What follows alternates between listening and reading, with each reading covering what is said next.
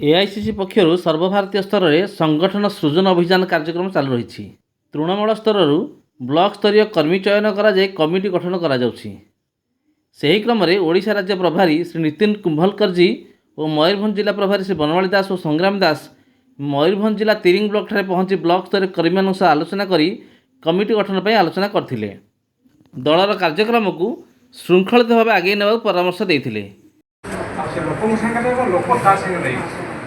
से कौन हम समाज समाज को आगे नवा समाज जो असुविधा अच्छे संवैधानिक अधिकार जो आम पाऊने गोटे आम घर बसीचे दीर्घ वर्ष है सी आमको आम हाथ धरिक से जगह को नहीं आमको से अधिकार देवे। यहाँ राहुल गांधी नारा अच्छी कहीं सी न्याय देवाई साधारण लोक आदिवासी दलित लोक न्याय देवाई से बाहर तेणु समस्त समय से आमपाई दौरान लड़ुं।